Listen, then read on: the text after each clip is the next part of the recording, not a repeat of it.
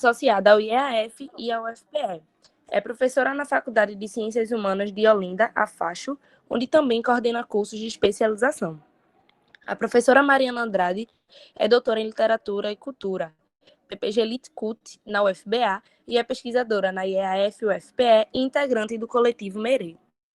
A professora Carol Silva é pós-graduanda em Literatura Infanto-Juvenil com ênfase na literatura negra brasileira para a infância, pela Faculdade Frasneto do Recife, a FAFIRE. Graduada em Biblioteconomia pela Universidade Federal de Pernambuco, UFPE, atuando em parceria com bibliotecas públicas municipais, escolares e comunitárias por uma educação descolonizada e na valorização, da cultura negra desde a infância. Desenvolve pesquisas nas áreas de letras e biblioteconomia nas seguintes temáticas: formação de acervos literários antirracistas, mediação de leitura literária como direito humano e produção editorial de autoria negra brasileira. Eu e Maria Helena estamos como mediadoras da mesa de hoje. Agradecemos imensamente às senhoras por terem aceitado colaborar e construir esse evento conosco, que com certeza vai ser muito produtivo e agregar bastante conhecimento. Boa noite. Boa noite, eu sou Maria Helena e antes de começar gostaríamos de dar alguns avisos importantes. Todas as câmeras e microfones, além do chat, não são das professoras convidadas ou das mediadoras, estão desligadas e ficarão assim para evitar um congestionamento no som e na imagem que podem ocorrer em encontros virtuais. O limite de intervenção será nos últimos 30 minutos da mesa. Nele, o público pode tecer comentários, tirar dúvidas, dentre outros, sobre o assunto debatido na mesa. A presença de todos que estão na sala já estão sendo computada, então não se preocupe com o certificado. Para além do evento, o DALET está promovendo, junto aos professores do Departamento de Letras, uma campanha solidária para doar cestas básicas a estudantes de letras que estão em situação de vulnerabilidade. Se você precisa, ou conhece alguém que precisa, ou até mesmo pode contribuir doando, pode falar conosco pelo e-mail informado na aba de contato no site do evento. E é isso, gente.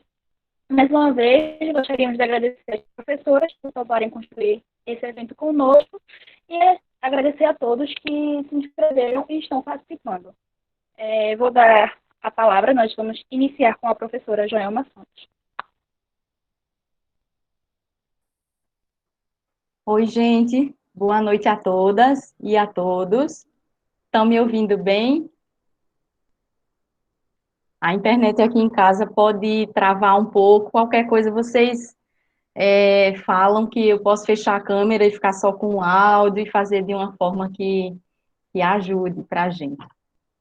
Primeiro, eu quero agradecer muitíssimo pelo convite dos meninos do Diretório Acadêmico de Letras da UFPM. Tenho me sentido muito acolhida por eles, e dessa vez, especialmente, a Lívia, eu agradeço, que fez o contato. É uma grande alegria estar aqui com minhas amigas, colegas e amigas, porque da mesma área de pesquisa, né? Carol, Ana Carolina e Mariana. Enfim, é muita honra estar aqui hoje fechando, né, uma mesa aqui de encerramento, a responsabilidade, a gente fica até preocupada, mas estamos aqui hoje para fomentar esse diálogo tão importante, né, e trazendo aqui uma mesa com a voz negra feminina. Eu preparei um roteiro da minha fala, não vou apresentar um slide para vocês, mas vou seguir um roteiro aqui só na minha tela, então se eu estiver fazendo uma cara assim é porque eu estou acompanhando aqui na minha tela, mas vocês vão anotando aí alguma coisa que depois a gente faz a troca, tá certo? 30 minutos, né, meninas? Eu vou tentar cronometrar aqui, mas qualquer coisa vocês falam comigo, tá? Obrigada. Então, gente, a minha fala, eu trago uma abordagem da produção de Maria Firmina dos Reis. Depois fiquei pensando se fui muito audaciosa em dizer, né, Maria Firmina dos Reis e o 19 ressignificado, mas cada vez que eu volto à obra desta mulher, eu digo não, realmente não é audácia nenhuma dizer da colaboração de Maria Firmina, de forma a ressignificar mesmo alguns aspectos na literatura e na sociedade da época. Vou fazer uma abordagem literária, mas que considera bastante, primeiro, a inserção dela no seu contexto de produção, né, e algumas problemáticas que ela coloca nos seus textos. Vou focar em uma obra em específico, que é o romance Úrsula, que vocês podem já ter lido, né, o romance circula também pela internet, numa edição da Edições Câmara, algo assim, mas já teve edições por outras editoras, e o livro físico também é bem acessível nas livrarias, né? Estão todos fechados, mas a gente consegue por outros meios. Então, antes de falar de Maria Firmina, eu queria citar a Hannah Arendt para lembrar um pouco da análise que ela faz do imperialismo colonial europeu, porque nós estamos lidando aqui, vamos abordar, né, um século muito importante, que traz vários elementos, né, da história, na antropologia, na sociologia, que podem ser disciplinas aqui acessórias para a gente compreender. A Hannah Arendt, no livro dela, Origens do Totalitarismo, ela discute em um capítulozinho bem pequeno sobre o pensamento racial antes do racismo, né? E ela traz uma abordagem interessante que vai discutir como é que o racismo não é uma arma política nova, nem secreta, não é? E que antecede e muito as investidas do hitlerismo, porque muita gente ainda acha que o racismo foi inventado pelos alemães e por Hitler, né? E aí ela explica que a ideologia racista tem raízes muito profundas no século XVIII, mas que vai emergir de forma simultânea em todos os países ocidentais no século XIX. E o racismo vai reforçar, portanto, uma ideologia, uma política imperialista, desde meados aí do XIX até o século XX também. E continua, né? E no período da chamada corrida para a África, ela também vai apontar que o pensamento racista competia com muitas ideias que eram livremente expressas dentro do ambiente geral de liberalismo, que disputava entre a aceitação da opinião pública, disputava entre eles mesmos, né, a opinião pública. E somente algumas dessas ideias vão chegar a tornar-se ideologias plenamente desenvolvidas. E aí ela diz que dentro dessa concorrência de uma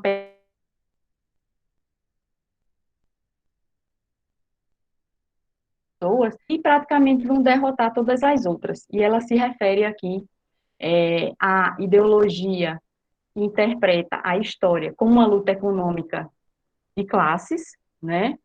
E a ideologia que interpreta a história como uma luta natural entre raças, né? Que é o nosso conhecido racismo estrutural. E vai falar um pouco da força de persuasão dessas duas ideologias. Isso para dizer, né, que toda ideologia que se preza, ela é criada, ela é mantida e ela é aperfeiçoada como arma política por essas estruturas todas que a permitem, que a dão manutenção e não como uma doutrina teórica simplesmente, né? Porque muita gente também vai buscar nos cientistas, as teorias racistas, século XVIII, para dizer que o racismo é uma criação aí científica, mas a Hannah traz essa contribuição para dizer que existem uma espécie de que existem pregadores científicos, né, dessas ideias e que por trás deles tem toda uma estrutura de interesses estatais, econômicos, e também para dizer que não existe nenhuma ciência que não tenha, nenhuma ciência ou nenhum sistema que não tenha sido profundamente afetado por conspirações raciais, né? E aí a literatura não é um campo, nem a literatura, nem a teoria literária, né, não são campos diferentes desse sentido aí. A gente sabe que no Brasil é só a partir dos anos 70, né, 1970, que a gente vai ter realmente uma grande construção, um grande debate, um debate consistente para denominar uma literatura em que há a emergência de um eu enunciador que se assume como negro, que se identifica com a preservação.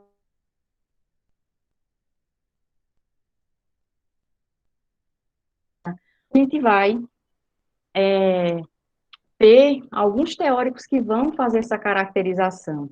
O Domício Proença Filho, por exemplo, que também é considerado um poeta afro-brasileiro, mas aqui eu estou reivindicando a voz dele como teórico, como professor. No prefácio que ele faz a uma edição da Antologia de Poesia Afro-Brasileira, que foi organizada pela Zila Berne, ele diz que existem dois sentidos para a compreensão daquilo que se considera uma literatura negra, né? Primeiro, ele diz um sentido restrito, que seria considerar a literatura negra uma literatura feita por negros ou descendentes assumidos de negros, e como tal, reveladora de visões de mundo, de ideologias, de modos de realização, que por forças de condições atávicas, sociais ou históricas, se caracterizariam por uma certa especificidade, ligada a um intuito claro de singularidade cultural, e num sentido mais amplo, ele nomeia aquela arte feita por quem quer que seja, mas que seja reveladora de dimensões específicas da condição do negro, das negras ou dos descendentes desses povos, enquanto grupo étnico aí, culturalmente singularizados. Estão conseguindo ouvir bem, acompanhar bem? Não está travando, né? Até agora? Massa. Vou continuar. E dentro dessas singularidades, especificidades estudadas, a gente tem diversas expressões, não é? Ainda se apoiando em Zila Berne e também no Eduardo de Assis Duarte, a gente pode dizer que a gente tem, dentro dessas produções, portanto, representações do negro na sociedade, o resgate da sua memória, de tradições, de religiões, de culturas, de denúncia contra o drama da marginalidade na sociedade brasileira, e também devido a outras formas de preconceito, mas sobretudo o racismo. Temos também uma literatura com a própria autoria, não é, negra, o próprio escritor, como pessoa, entendendo a discursividade negra aí, que vai permear o seu texto, como uma espécie de tradição textual de uma história própria daquele autor, ou de uma coletividade, né, dessa comunidade. A gente tem também a questão do próprio ponto de vista, né, que aí é uma focalização, o próprio ponto de vista do negro, que vai emergir nesses discursos, como sendo aí um enunciador, na sua própria ótica, né, assumindo as rédeas dessas narrações ou dessas enunciações. A gente tem também a questão da linguagem, né, como se tivesse um comportamento, entre aspas, aí, associado à moralidade das culturas negras, né, com sonoridades, com ritmos, com vocabulários, e também o próprio público a quem se dirige esse texto. Muitas vezes essa literatura é chamada de literatura negra porque tem um público que se busca conscientizar, né? Outro aspecto importante é o imaginário também, que pode ser um imaginário que corresponde a um conjunto de representações que essa sociedade tem dela mesma, essas comunidades, e aí operando, né, através disso, uma construção identitária. Ainda para citar uma outra estudiosa que também caracteriza a literatura negra ou as produções negras, a gente tem a Luísa Lobo, que vai dizer o seguinte, que nessas literaturas se revoga um discurso que é exclusivo da branquitude, né, em que o negro seria apenas um outro, um objeto citado na terceira pessoa do discurso, seria aquele de quem se fala, né, e passa-se para a posição de sujeito da enunciação, né, aquele que fala em primeira pessoa, do singular ou do plural, quando aí ele for porta-voz de uma comunidade. Então, isso para a gente falar um pouco da descoberta da produção de Maria Firmina dos Reis, e se dá apenas nos anos 70, em 1970. Então, coincide com essa construção, essa reivindicação desse lugar também discursivo, do ponto de vista da teoria da crítica literária. Né? Então, já fazia mais de um século que o romance dela, Úrsula, que nós vamos discutir, dessa mulher negra, nordestina, maranhense, não é que na época era considerada como mestiça, como parda, né, que é a Maria Firmina dos Reis, ela tinha sido, o seu romance tinha sido anunciado em resenhas econômicas nos jornais de São Luís, E aí a gente tem, nos anos 70, uma mudança total de trajetória, né, que passa a ser agora ascendente. Ela tinha caído no esquecimento, com sua obra tendo sido completamente relegada, né, ao esquecimento. Então, como é que isso acontece nos anos 70? Um bibliógrafo e colecionador, que é Horácio de Almeida, descobre, em meio a um lote de livros antigos adquiridos no Rio de Janeiro, um volume pequeno. E aí, esse livro em que tinha uma folha de rosca em que se lia, né, Úrsula, romance original brasileiro por uma maranhense, aí editado numa tipografia em São Luís, em 1859, desculpem. Então, vejam que aí tem uma descoberta preciosa, né, porque transportando a gente para o século XIX, para a gente pensar na condição das mulheres, sobretudo das mulheres negras, a gente pode lembrar que o discurso sobre a importância de educação, e aí a gente pensando como é que eram as mulheres negras na sala de aula na época, como é que Maria Firmina chegou a publicar esse livro, o discurso sobre a importância da educação na modernização do país era recorrente já na época, né, como ainda o é hoje, e acredito que diante de tudo que se já discutiu nesse encontro, a gente pode também aqui dizer, né, que as divisões de classe, de etnia, de raça tinham um papel determinante, um papel importante na determinação das formas de educação da época, aí no século XIX, para transformar essas crianças em mulheres e homens, né, e para essas populações de origem africana, de origem negra, a escravidão significava uma negação de acesso a qualquer forma de escolarização. Então, eu estou falando aqui de uma concepção de educação, né, educação formal, aquela lá fornecida pelo Estado, e também a gente, para pensar aqui que as crianças negras que estavam nesse universo de escravização, elas também tinham uma educação, entre aspas, que se dava na violência do trabalho, nas formas de luta pela sobrevivência. Caminhando um pouco mais no contexto de produção da autora, vale a gente dizer aqui, fazer uma nota biográfica, né? Quem é Maria Firmina dos Reis? A bibliografia dela é cheia de lacunas ainda, e tem aí muito terreno para pesquisadores que se interessam. Sabe-se que ela era filha ilegítima de um negro, e tinha uma mãe negra, e que ela foi registrada como sendo filha de João Pedro Esteves e Leonor Filipa dos Reis, e vinha de uma família de posses modestas que carregava todos os marcadores aí da desclassificação social da época, né? Nasceu em 1822, mas só foi registrada 3 anos depois, então tem uma variação aí nas datas do seu nascimento, mas aos 5 anos de idade foi morar na casa de uma tia que tinha posses melhores, junto com a sua mãe e com a sua irmã. E ela surge na vida adulta como a primeira professora de letras do município de Viamão, aí no Maranhão. Então, consta que em 1847, essa escritora disputou com mais 2 candidatas uma vaga de professora, e se diz que ela é a primeira professora concursada no Brasil, né? Então, nós temos aí mais um pioneirismo. E, contando com os estudos de José Nascimento Moraes Filho, que tem um volume que também está disponível na internet, que é o pioneiro dos estudos sobre a produção de Maria Firmina dos Reis, publicado em 1975, o livro dele se chama Maria Firmina, Fragmentos de uma Vida. Isso vocês podem colocar no Google, que vocês conseguem encontrar o PDF.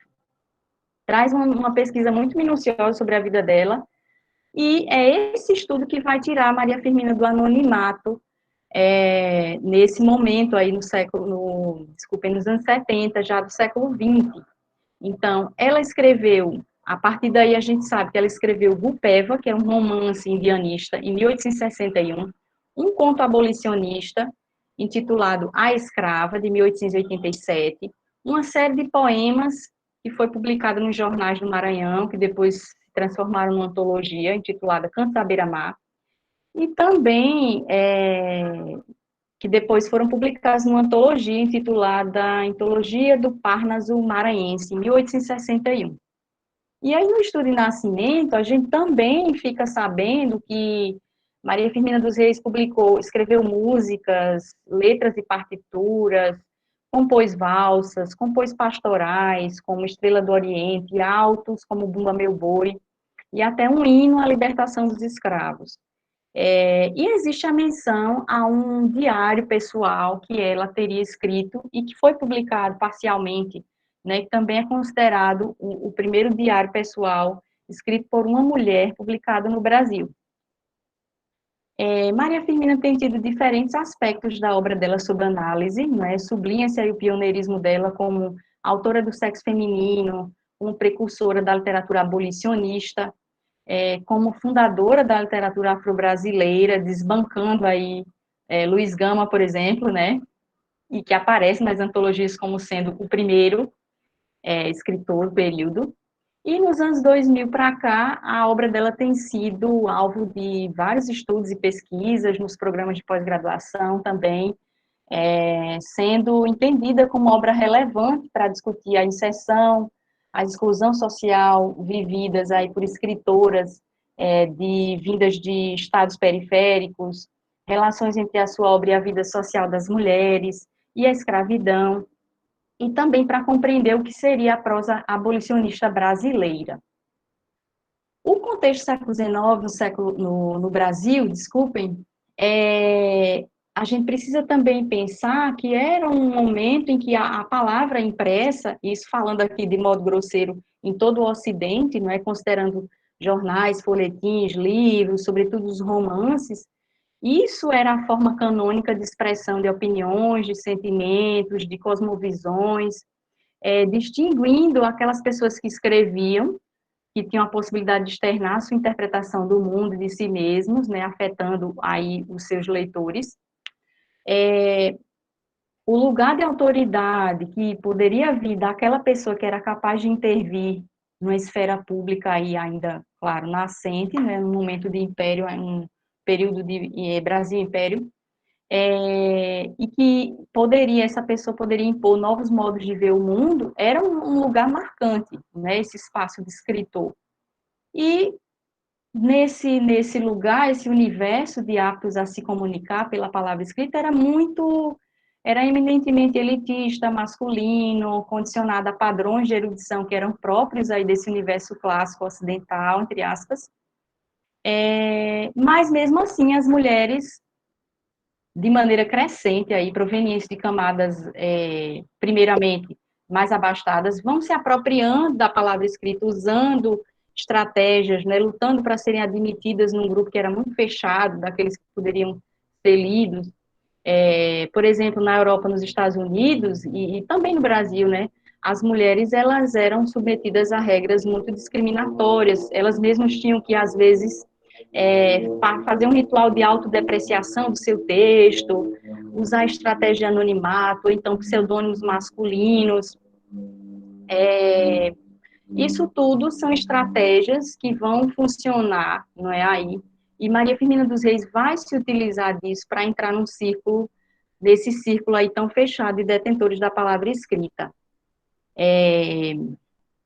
Outra coisa importante da gente dizer é que as pessoas tinham que ter um sobrenome aí de família importante para poder, por exemplo, frequentar uma escola de direito, uma faculdade de medicina, né? Essas pessoas de famílias dominantes tinham monopólio de cargos da burocracia do império, tinham monopólio de redações de jornal, o privilégio de frequentar clubes culturais, né, clubes políticos, e também de autoria de romances e poemas. E a gente sabe que a presença dos negros na literatura brasileira, e aí eu quero recomendar o portal chamado Literafro, que é da UFMG, coordenado pelo professor Eduardo de Assis Duarte, para quem quiser se aprofundar nesse tópico, tem lá uma série de artigos e estudos importantíssimos sobre o tema.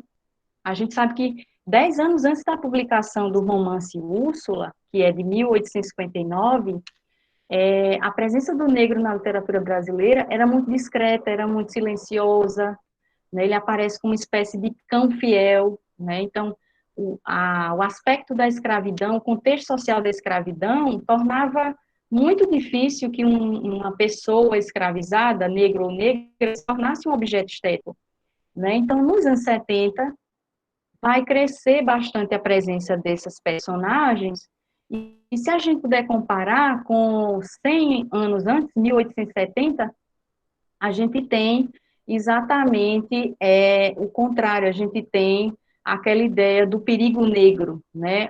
Tem um estudo de Norma Telles que mostra que discute assim que o padrão senhorial dos engenhos antigos começou a se distanciar dos valores burgueses, dos fazendeiros do café, que eram ligados à economia comercial e urbana, e em certo momento essa divisão ela vai ser rapidamente esquecida quando, a partir de 1870, vai crescer essa ameaça de rebeliões, de negros e negras escravizados que decidem não aceitar mais, não é? E a literatura ela vai passar a retratá-los aí não mais como um cão fiel, mas como se fossem mesmo serpentes prontos para dar o bote. Então, essa abordagem vai haver uma mudança de tratamento na literatura.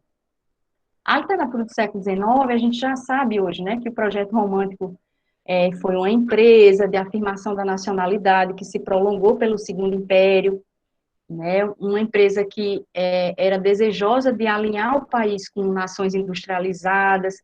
Então, quando a gente estuda a literatura do romantismo, a gente se depara com aquelas tendências do indianismo, do sertanismo, no primeiro período, e que vão se propor a retratar uma cor local, mas que, para um leitor mais crítico e bem avisado, né, mostra muito bem, muito mais sobre as camadas sociais daqueles que escreviam esses textos, né, escreviam essas obras, e também mostra muito do público a quem essas obras se dirigiam, né, que eram as classes médias urbanas e emergentes.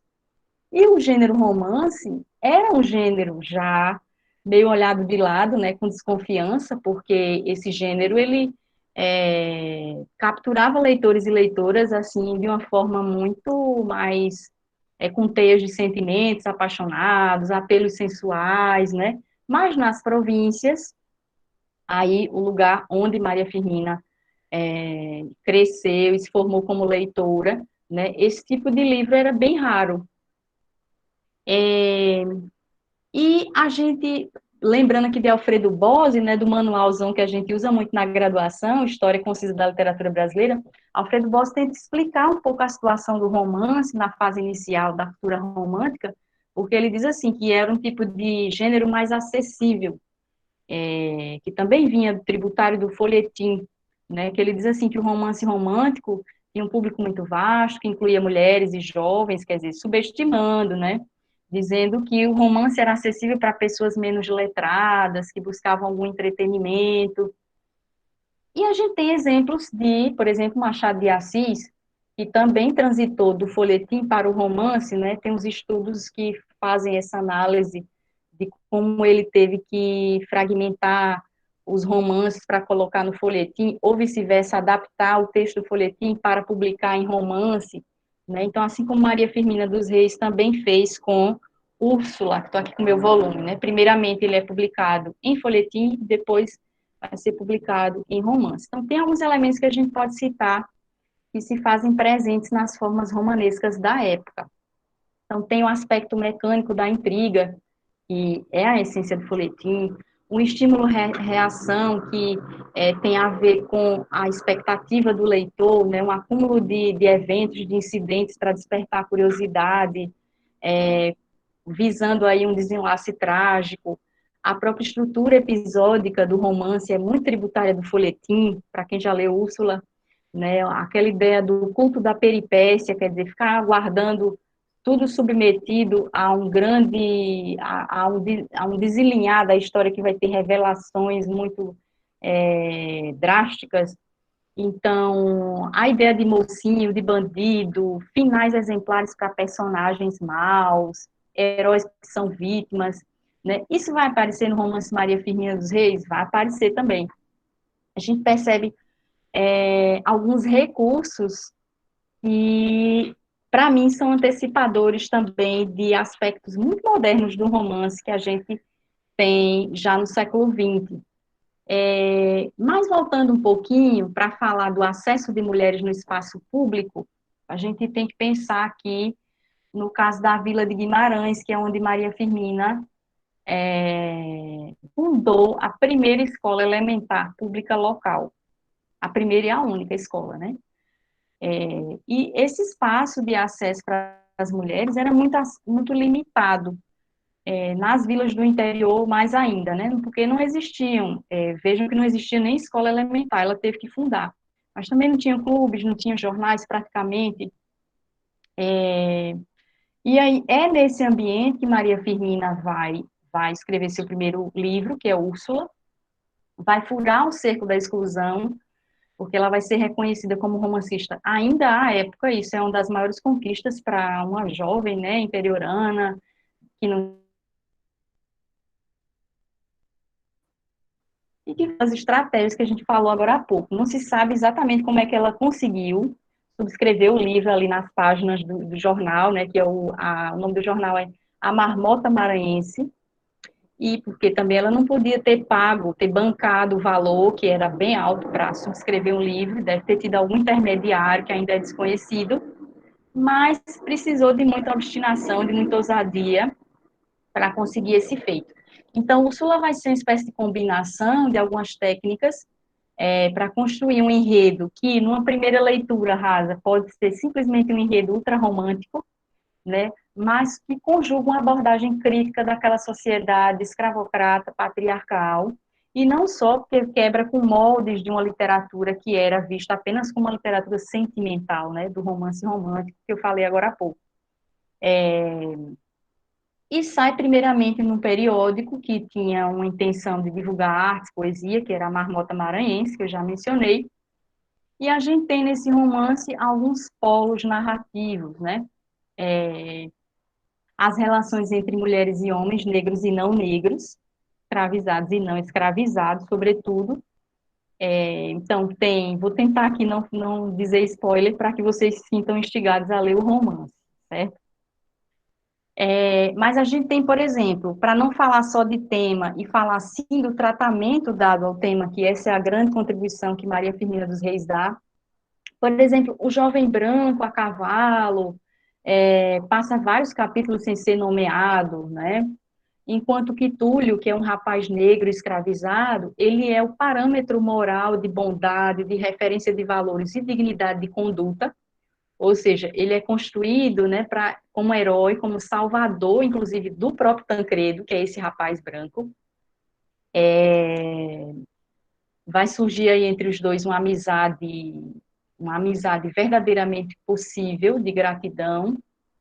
Então, o romance, ele entrelaça uma história de amor, que na verdade são várias histórias de amor, em que se destaca o amor entre Úrsula e Tancredo, que é esse rapaz a cavalo que aparece inominado, e com a experiência de vida das pessoas negras escravizadas, homens e mulheres, né, ganhando destaque o já citado Túlio, mas também Susana e Antero, que são dois mais velhos, né, uma negra e um negro, e vão também protagonizar as desventuras ou aventuras e vão contar sobre sua própria ótica, ou seja, em primeira pessoa, suas experiências, incluindo memórias de uma África anterior a eles terem sido raptados, sequestrados para trabalhar no Brasil. Então, sobressai aí esse tratamento dado, portanto, a temas que talvez sejam considerados temas comuns do romantismo, né? Como o amor, a dor, o incesto também aparece, morte e solidão, mas a gente não tem no romance uma discussão sobre o escravo, como se fosse uma entidade abstrata, né? Aparecem personagens individualizados, né? E através dessas personagens, e essas personagens, elas surgem como agentes da trama, no caso de Túlio e de Susana, principalmente, com as iniciativas que vão modificar as vidas de todos os outros personagens.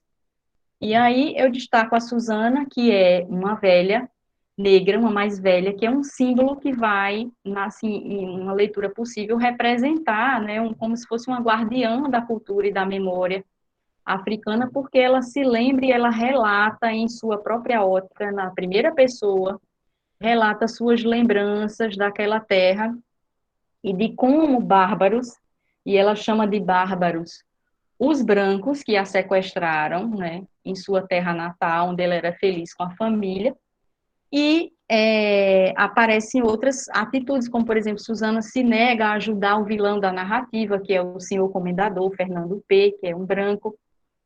E, então, a gente tem aí um realce, não é, desse povo negro sendo representado com seus próprios códigos éticos, sua, seus códigos de respeito, né, e sua própria noção de bem, vamos dizer assim. No final do romance, não sei se digo, se não digo, com medo aqui de dar spoiler e vocês não quererem ler ou não se sentirem motivados para ler.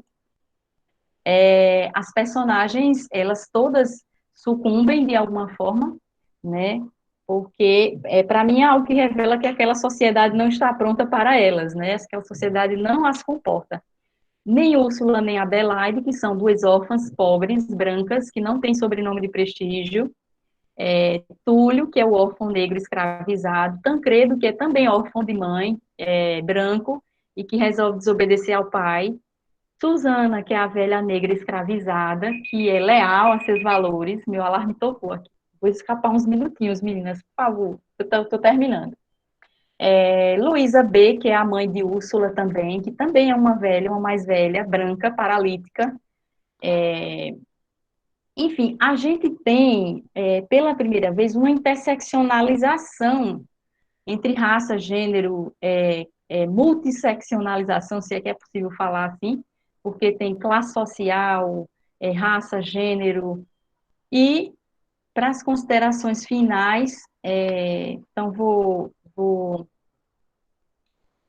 dizer que se sabe que mesmo nos últimos anos de vigência da escravidão oficial no Brasil, né, porque depois continuou, né, a emergência de negros e negras letrados, como é o caso de Maria Firmina dos Reis, é um fato tratado por muitos com constrangimento, com espanto, né, e não como se fosse uma crescente, incontornável realidade, que é o caso, né, porque nessa sociedade aí, pesava a invisibilidade social que permitia que eles convivessem com a ascensão de intelectuais negros, mas sem ter que reconhecê-los. Eu ainda tenho a impressão que isso é muito comum ainda hoje, né? Impressão não, né? Experiências algumas.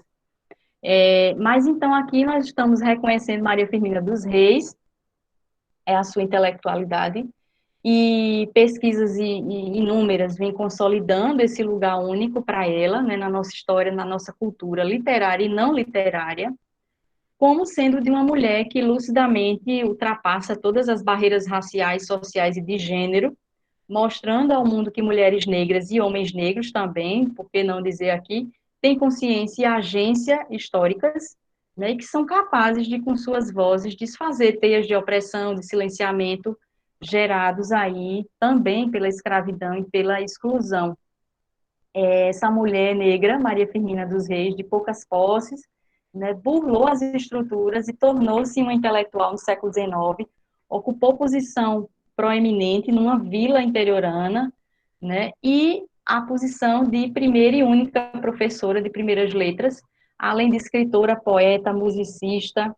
Então, ela ressignifica o século XIX e o traz aí aos nossos olhos, se consolidando como ícone negro e feminino da literatura e da resistência. Então, é isso, e obrigada. E fico aqui para o diálogo.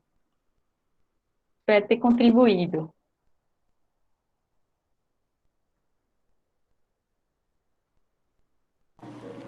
Obrigada, professora Joelma. Professora Mariana.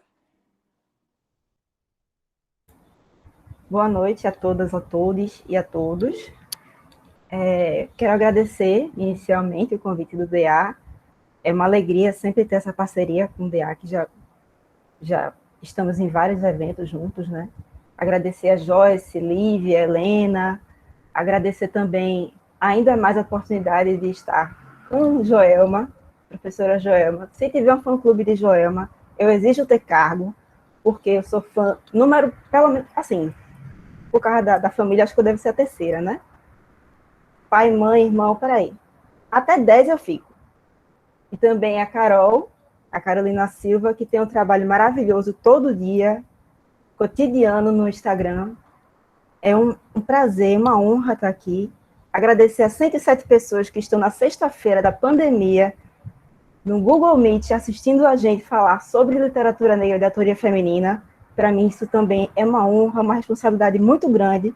Já não basta já estar com essa responsabilidade que vem do legado de Inaldete Pinheiro, de Dona Ana Célia da Silva, de professora Lúcia dos Prazeres, dessas mulheres que estão na militância no movimento negro há tanto tempo, e eu estou carregando isso junto com as minhas colegas, junto com a intelectualidade da atualidade. Então, para mim, é uma alegria, uma responsabilidade muito grande. Espero que vocês consigam se sentir tão bem quanto eu nessa noite de hoje. A minha fala hoje é por um riso padilhado, a presença do riso nas escritas de autoria negra feminina. Esse riso padilhado é uma provocação que está num dos poemas de Mel Adum, que eu vou trazer mais à frente para vocês. E o riso padilhado tem essa relação com Maria Padilha, que é uma entidade da Jurema, da Umbanda, e que ela tem essa presença que se faz através do riso, é uma presença bem específica, e é um riso demarcador de potência, de transgressão, é um riso que vem para anunciar que ela chegou e que ela tem um aviso para dar. Então, esse riso que eu estou trazendo hoje para vocês, dessas produções escritas, tem isso, desse anúncio. É um anúncio que também tem um pouco de denúncia, porque quando a gente fala sobre o riso, a gente pensa que o riso está relacionado a algo da aprazabilidade, da ludicidade, ou mesmo de uma ludicidade engraçada. Mas nem sempre o riso é isso. O riso é de denúncia, o riso é de resistência. E é isso que eu queria compartilhar com vocês hoje. Será que vocês podem passar o próximo slide? Agradecida. Conceição Evaristo tem uma frase que, para mim, numa das entrevistas dela, que é muito emblemática. Pode passar? Ela diz: minha escrita é muito comprometida com as minhas vivências. Nossa história não começa com vitória. Ela sempre começa com luta e resistência. Não tenho elementos para criar uma história que começa com amenidades. Nos Submissas Lágrimas de Mulheres, quis trazer histórias de vitórias e mulheres negras como protagonistas. Os contos partem do histórico doloroso dessas mulheres e elas contam suas vitórias nesse processo de resistência. Mas ainda não consegui escrever uma história que não traga o elemento dor. Confessou ensaísta hoje com 70 anos e 6 obras publicadas. Isso é muito emblemático de como a produção negra de autoria feminina está perpassada por esse elemento da dor. Mas não é só a dor nesse sentido do vitimismo, do famoso mimimi que circula nas redes sociais. É uma dor relacionada à denúncia do racismo. Não só do racismo, mas também da vivência do sexismo, porque enquanto mulheres negras, nós somos, como a professora Gema já tinha colocado, nessa encruzilhada, nessa interseccionalidade de opressões em que tanto a vivência como pessoas negras, como mulheres negras, diz muito da nossa identidade. Vamos passar para o próximo slide.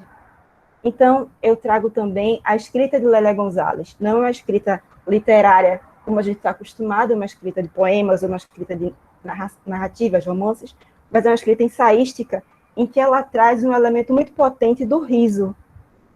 E a gente vai pensar, poxa, como é que o riso está presente na escrita ensaística, na escrita acadêmica? O recorte que eu fiz hoje, o recorte dessas escritas, ele está, como a própria Lélia diz, circunscrito pelo espaço discursivo da escrita da publicação impressa, que é o espaço discursivo das pessoas brancas, da hegemonia e intelectualidade branca. Então, essas mulheres negras estão nesse universo de uma escrita branca, como Mel Adum falou agora numa live mais cedo, que a literatura é o castelo blindado de princesas e príncipes brancos. Então, Lélia Gonzalez, Mel Adum, Maria Firmina dos Reis, como já não falou, elas furam isso, elas rompem com essa blindagem que é editorial, tradução, recepção, fazem com a literatura hegemônica, né? E também com a escrita acadêmica e também com esse domínio da crítica. Então, Lélia Gonzalez, no artigo Racismo e Sexismo na Cultura Brasileira, o próximo slide, ela fala que racismo, vejam a linguagem num ensaio acadêmico. Racismo, no Brasil, quem foi que disse? Isso é coisa de americano. Aqui não tem diferença, porque todo mundo é brasileiro, acima de tudo, graças a Deus. preto aqui é bem tratado, tem o mesmo direito que a gente tem. Tanto é que, quando se esforça, ele sobe na vida, como qualquer um. Conheço um que é médico, educadíssimo, culto, elegante, e com as feições tão finas, nem parece preto. Então, ela traz a ironia, ela traz o deboche para denunciar o racismo dentro da cultura brasileira. Ela, mais na frente, ela pega uma frase de Caio Prado Júnior, que é um antropólogo brasileiro, e ela desmistifica essa ideia do branco, dessa ideia da razão branca, como a única possibilidade de compreensão do mundo. Então, ela ironiza Caio Prado Júnior, que para a gente que estuda a cultura brasileira, é um dos pilares da construção da sociologia, da antropologia e da economia também brasileira. Quando a gente estuda a cultura brasileira, pelo menos na minha época, a gente tinha, pelo menos, a leitura de Caio Prado Júnior. Então, ela pega esse homem branco da elite, desmistifica e questiona qual é o lugar dele, porque o riso que ela denuncia, o racismo que ela denuncia através do riso, é o absurdo do racismo. Porque dentro das teorias do riso, que são feitas majoritariamente por homens, homens brancos, europeus ocidentais, europeus orientais, né? No caso de próprio, que é, se não me engano, da União Russo. E esse riso é um riso que vai na contramão, a contrapelo do absurdo do racismo. Ela usa o riso para denunciar o absurdo do racismo. Então, ela está dentro do mesmo movimento, pode passar no próximo slide, que Naudete Pinheiro, por exemplo. Que, inclusive, essa foto eu tirei do site da Uberim, mídia étnica aqui de Pernambuco, e que está escrito assim do lado, um ícone. Eu achei sensacional, porque Naudete Pinheiro realmente é um ícone. Eu sou apaixonada por ela. Eu coloquei que ela é do Rio Grande do Norte, traço Pernambuco, em Pernambuco, porque eu faço questão que ela seja pernambucana. Porque, para mim, ela é um ícone da nossa cultura pernambucana. E ela tem um poema muito forte, chamado Basta. Ele é bem longo, vou apenas dar um pedaço, que ele diz, chega, doutor, basta. Eu não sou espécie para seu laboratório. Eu não sou nenhuma coisa rara para você me pesquisar. Não me veja como exótica. Não me persiga como caça. Não me use para se afirmar. Aí, o próximo slide. Mais na frente, a penúltima parte do poema diz, se convença, doutor, atenção, não me interessa ser como você. Eu tenho referência e sei de mim. Posso me olhar orgulhosa. Não vou usar da sua covardia. Eu sei que você se mela de medo. Medo do chicote bater de volta. Esse é um poema de 82. O nosso movimento negro, né? Ele se inicia oficialmente em 79, final da década de 70, e Naudete Pinheiro, com Dona Lúcia dos Prazeres, com Dona Teresa de França, inauguram aqui em Pernambuco o Movimento Negro Unificado. E esse tipo de riso, ele é um riso que não é vazio, ele é um riso que não é da alienação, se a gente for para a teoria marxista de alienação, mas se a gente pensar nessa alienação com esvaziamento de uma tensão, o esvaziamento de um significado de tensão, de conflito social, esse riso não se presta a isso. Pelo contrário, ele é um riso de denúncia. Ele é um riso de resistência. Porque ele está denunciando o racismo, está denunciando o sexismo, está denunciando essa utilização da mulher negra, da cultura negra, do conhecimento negro, como a instrumentalização do exotismo do branco. Ou como alteridade, né? Essa ideia de que a cultura branca, a branquitude, utiliza o negro como o não outro, o não ser. Que é uma tônica, mais ou menos, que eu identifico em algumas dessas produções com riso, né? Na literatura negra, tanto de homens como de mulheres, mas aqui eu trago mais de mulheres. No próximo slide, eu trago Mel Adum. Quem me conhece e acompanha as minhas falas, principalmente no DA, sabe que eu falo de Mel Adum. Mel Adum, assim como Joelma, assim como Carol, assim como várias mulheres que eu admiro, eu estou no top do fã-clube. Eu sou fã inconteste, assim, de Mel Adum. Ela é jornalista, tradutora, editora, agora está fazendo doutorado nos Estados Unidos. E ela tem um livro, ela está agora publicando a antologia de poemas dela, depois a antologia de contos, e ela tem nesse livro Alguns Toques Negros, uma antologia de 2014, um poema chamado Uterina, que eu trago para vocês na íntegra no próximo slide. Perante a rigidez do falo, arregala um sorriso padilhado. A boca é minha, quem come sou eu. Esse poema, para mim, é emblemático de um movimento que eu acho que está ganhando força agora nas escritas, de uma performance da oralidade, né? E que eu vejo muito as meninas do slam, as escritoras do slam, né? As escritoras de poesia oral, inaugurando esse rompimento das barreiras do sexismo. A boca é minha, quem come sou eu, porque geralmente a gente escuta que quem é comida é a mulher. E se a gente for para a imagem da sexualidade, quem come realmente é a mulher, quem é comida é o homem. Se a gente for para esse sexo heteronormativo, né? Cis. Então, Mel Adum, junto com outras escritoras, estão assim como a próxima que eu vou trazer, Tatiana Nascimento, elas estão nesse registro de uma performance de rompimento também da sexualidade vigente com o cis heteropatriarcado. E também, ela, nesse poema, ela rompe com o sexismo e também rompe com o racismo religioso, quando ela coloca Maria Padilha, uma entidade tão marginalizada nas religiões, inclusive dos cultos afro-brasileiros, por ser uma mulher livre. As pombagiras são vistas como espíritos não elevados, né? como entidades que não têm uma força energética positiva, por sua sexualidade imperativa, por sua potência de transgressão. Então, ela evoca essa energia feminina do poder, do protagonismo da mulher para um poema tão curto e tão forte, né? A próxima escritora que eu trago é Tatiana Nascimento. Ela, para mim, também é muito emblemática, porque ela tem um artigo maravilhoso, depois eu vou até procurar o link e disponibilizar para vocês, em que ela fala de várias questões sobre as escritas de mulheres, né? E ela traz um conceito que eu acho muito legal, chamado queerlombismo. A gente pode passar para o próximo slide? O queerlombismo não está naquela chave dos estudos da teoria queer, né? Que é Q-U-E-E-R, mas que na tradução que ela faz está nesse queer lombismo para evocar o quilombismo de Abdias do Nascimento.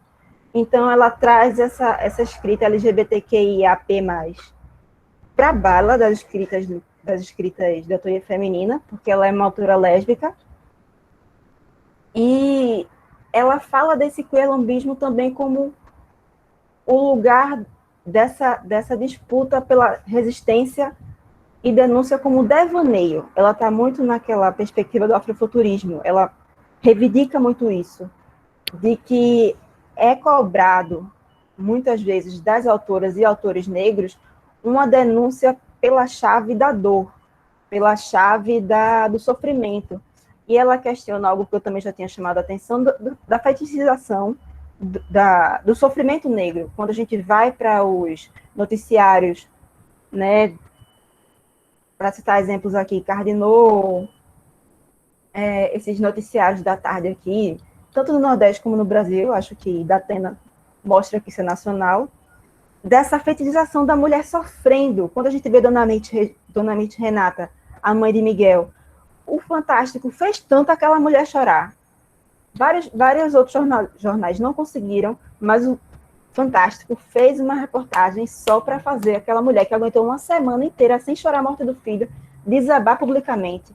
Então, eu acho que esse lugar da dor é como se fosse um lugar do gozo branco, da fetichização do corpo negro, do sofrimento, tanto que a gente tem muito aquela evocação da escravização apenas como açoite, a escravização como lugar da passividade, do sofrimento físico, espiritual, que esvazia a pessoa, né? A pessoa fica tão exaurida daquela desumanidade que não resta nem humanidade mais nela, né? Então, esse direito ao devaneio eu acho uma potência muito grande e uma ousadia muito grande, uma ousadia positiva, transgressora de Tatiana Nascimento. E que tem um texto dela chamado Lundu. É um texto, inclusive, está disponível também em PDF. E que é um texto que esse nome provocativo Lundu, como algo da tristeza, é reconstruído. O Lundu não como lamento, mas o Lundu como uma parte também de sensualidade dos corpos negros femininos se encontrando no amor lésbico, sabe? E ela também tem essa prática de evocar saberes ancestrais através dos orixás, e que eu acho uma positividade da movimentação, né, atual da teoria da literatura, dos estudos culturais, de evocar uma epistemologia a partir dos conhecimentos urbanos e afro-brasileiros, e que é um movimento que rompe também com essa ideia da concepção do conhecimento fundamentado na epistemologia judaico-cristã, né? Então, eu trago no próximo slide um trechinho de um poema dela, porque ela faz haikais, são vários registros literários que ela faz, mas nesse fragmento que eu trago, ela diz: então eu, que como diria Carolina de Jesus, sou exótica, eu, avessa venena tóxica, eu, essa mamífera torta e tortilheira, eu, sobrevivida à estatística, necrófilo, racista, lesbofóbica, eu, que não vou rimar, memória e dor, né? Então, é um registro do deboche, que a gente está tão em voga nas redes sociais, o deboche, o meme, como uma arma, como uma ferramenta de crítica dessa lógica racista que mata a gente pela tristeza. Porque a depressão, vários males psicossomáticos que as pessoas negras estão expostas vão muito desse esvaziamento de possibilidades que o racismo dá. O racismo como estrutural e estruturante torna as pessoas...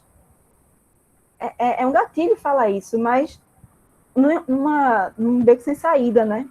Então, tanto a escrita de Tatiana, como a escrita de Mel Adum, como a escrita da própria Conceição Evaristo, como expurgo dessa dor necessária, porque a gente precisa falar dessa dor, e quando ela diz que as nossas escritas não vão servir para ninar os da Casa Grande, mas sim incomodá-los nos seus sonhos injustos, ela também coloca essa dor como incômodo, não mais como gozo, como esse gozo branco do nosso sofrimento, porque ela diz quem são os algozes. Conceição, Tatiana, Mel Adum e Naudete, assim como Firmina fez na fala primorosa da professora Joelma, ela aponta os vilões, ela aponta a cultura branca como algoz, o algoz dessa racialização necessária, porque a gente precisa também colocar raça, fenótipo nos personagens. A gente não pode colocar só personagem fenotipicamente negro como o vilão ou como o instrumento de uma bravura branca, de um protagonista branco maravilhoso que vai salvar todo mundo, redentor. Eu também gosto dessa ideia do riso como uma redenção, dessa raiva negra, o riso como um expurgo da raiva. Porque o riso não é, como eu já tinha dito, esse lugar de uma tranquilidade, de uma agradabilidade, ou o riso do racismo recreativo, que é aquele riso que coloca as pessoas negras como macaca, expõe as feições negras como negativas, alvos de derrisão. Esse riso que eu trago hoje, esse riso padilhado, esse riso transgressor, esse riso devaneísta, debochado das escritoras negras, é esse riso que vai incomodar o gozo das pessoas brancas em seus sonhos injustos. É isso que eu queria provocar vocês hoje e agradeço muito pela oportunidade de falar. Desculpa tanto grito.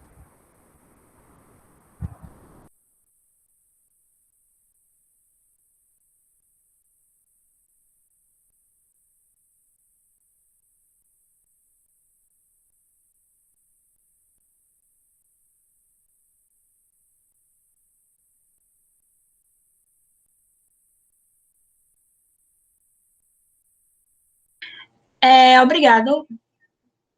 Gostaria de agradecer à professora. E pode ir, Ana Carolina. Olá, boa noite. Estão me escutando bem?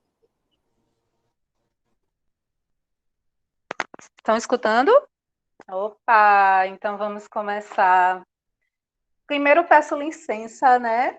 Que eu estou numa casa, na Casa de Letras, né? Estou da Casa da Biblioteconomia e que somos inseparáveis, né? Somos ligadas pelas letras, né? Pelas palavras, pelos livros, a leitura, a literatura principalmente, né?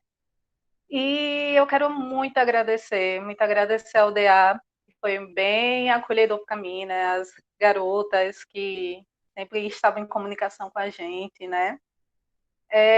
Também quero dizer que isso é uma honra, assim, imensa para mim estar com vocês, né? Todas, todos, principalmente com minhas professoras, né? Minhas professoras Joelma e Mariana, isso daqui é um sonho, está sendo um sonho, né? Eu ainda não estou acreditando nisso tudo. E é isso, gente. Eu venho aqui nesse momento conversar com vocês, né, sobre a literatura infantil, né? A literatura infantil brasileira feita por mulheres negras, né? Produzidas por mulheres negras, que eu gosto assim muito de dizer que a gente já tem a voz, né? A questão é nossos espaços, né? Que a gente já tem também nosso próprio espaço, mas que a gente precisa estar em todos os espaços também, né? Dentro dessa questão da literatura, né? E não só a literatura, como todas as artes no geral, né? E para falar de literatura infantil, não tem como eu deixar de revisitar minha criança interior. E essa criança interior, uma garota negra, que retrata uma realidade no país de que eu vim de uma casa, né, de uma família não letrada, que não lia, que não tinha esse prazer, né, pela leitura, pela literatura, de perceber o quanto isso traz todo um diferencial, né? Traz toda uma perspectiva totalmente diferente daquilo que a gente costuma perceber no dia a dia, né? De tirar isso da gente do normal, né? De certa forma. E que dessa garota que cresceu numa escola que essa escola também não existia esse incentivo ainda. Estou fazendo a leitura, gente, na época que, dos anos 80, 90, não é? Daqui das escolas, e que também não havia, muito menos, existiam os espaços como as bibliotecas. E a partir daí, o que acontece? Essa garota vai crescendo, vai chegando o momento de chegar na universidade, e que também acaba se deparando com uma outra problemática. A questão da problemática de um curso que também não vem apresentar, não é, essas outras histórias, né? Não é aquela uma única história que a gente costuma escutar, né? Essa única história hegemônica que circula desde o Ocidente, não é aquela única vitoriosa, né? De um único lado, né? Que a gente costuma sempre escutar, né? Único lado branco, hétero, e assim vai, né? De um patriarcado muito forte, e que com isso não é diferente quando a gente trata da questão da literatura infantil. É pelo contrário, que a partir de leituras minhas, por exemplo, de um livro que traz a história da literatura infantil brasileira, eu comecei a me inquietar no sentido de que cada vez mais eu conhecia a história da sua formação política, econômica. Não tem como a gente não fugir dessa questão da questão econômica, né, que é um dos pilares. Questão política, econômica, social e cultural. Eu comecei a me agonizar, né, porque cada vez mais surgindo o quê? A partir do século XVIII, aí a gente já conhece todo um repertório, né, daquele dos encantos, dos contos de fadas, mas desses contos de fadas caracterizadamente europeus, né, não foge a essa regra até hoje, né, de que se faz uma busca, quando se lança uma busca para uma criança, né, os contos clássicos, né, do Chapeuzinho, Branca de Neve, enfim, né, de que não trata da nossa realidade na infância aqui no Brasil, por exemplo, né? E que com isso, o que acontece? Cada vez mais a gente vai conhecendo, passando os séculos, vem a urbanização. Com a urbanização vem essa questão do desenvolvimento das grandes editoras, né? Dessas editoras surgem, tem esse amparato, né, tecnológico da época, porém, unicamente restrita à classe dominante, né, que é esmagadoramente branca no nosso país, né, de que isso daí é a questão dos privilégios, né, que já existem, e que a gente não pode trazer, a literatura não tem seu espaço, ela não é nula, ela assume um lado, né, e que com isso vinham sendo debatidos o quê? Dos anos 60, 70 ainda, começam esses autores, mas os autores ainda predominantemente, anos 80, 90, vem também os papéis dos ilustradores, e cada vez mais a gente se questiona, sim, cadê os escritores, as escritoras, cadê os ilustradores e ilustradores negros nessa jornada, né, nesse traçado histórico, né?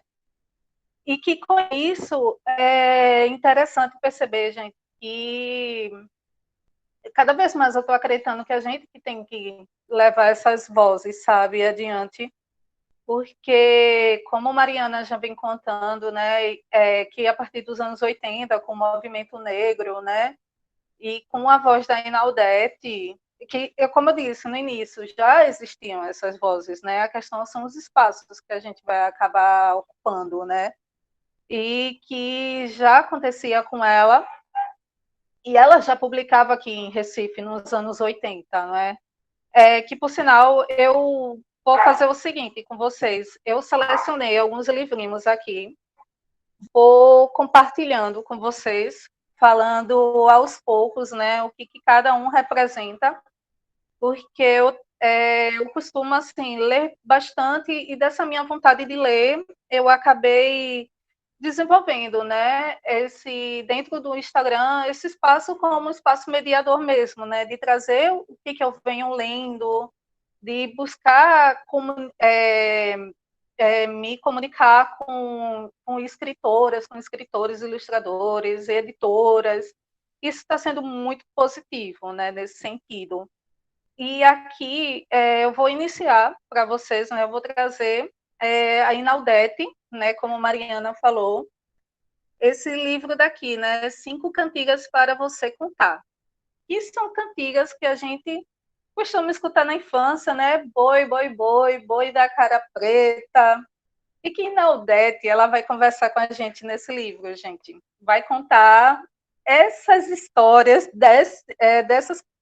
essas canções, né, de que a gente tanto escuta na infância, né, do quanto o racismo está dentro disso daqui, né, e o quanto é repetitivo, o quanto isso se torna tão e chega a ficar tão natural, né, dentro da gente não perceber, de quando a gente vai discutir, vai fazer vai reivindicar, não é? Por isso, penso que a gente está cheio de direitos, né? Porque a gente está cheio de direito de estar discutindo algo que realmente nos afeta, né? Afeta nosso emocional, e que é isso que a gente tem que fazer sempre, né? Tem que estar nessa discussão mesmo. E também o pai Adão era Nagô, de que Naudete tem carrega muito dessas literaturas africanas. Para mim, ela uma representatividade muito forte aqui dentro da literatura infantil em Pernambuco. Eu tenho o prazer de conhecer, tive o prazer de conhecê-la, né? De ter essa troca, essa escuta, que eu acho que se faz muito necessário, de quando a gente vai buscar desses nossos desses nossos ancestrais, não é? Desses nossos mais velhos. É importante para essa geração da gente aprender sempre. Eu sempre me coloco nessa posição de escuta. Não tem como eu estar passando por isso, né? De assim, de ter algo, de estar à frente, não. Eu sempre estou atrás para poder estar acompanhando esse trajeto dela aqui também, né? Não só dela, como vários autores que eu acredito que seja importante, né, para a gente conhecer. Aí esse daqui é um livro dela que é uma coleção, né? Uma coleção de velhas histórias, novas leituras, e justamente ela carrega muito a cultura, né? A cultura as culturas africanas, né?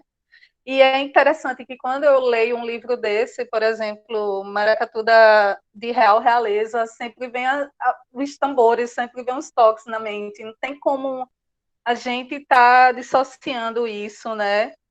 O coco, também, quando você lê, eu não sei se vocês também têm isso, quando está lendo alguma coisa aí, se move, lembra o cheiro, o gosto, de tudo isso, assim, é a questão sensorial, né? De o quanto isso faz parte também da nossa formação leitora, né? E que leitura envolve muito essa questão da afetividade.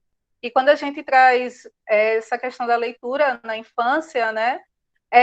São leituras de sentidos, não tem outra coisa. Quando você traz esses sentidos, né, para uma criança negra, né, de trazer isso que é nosso para elas, isso vai fazer total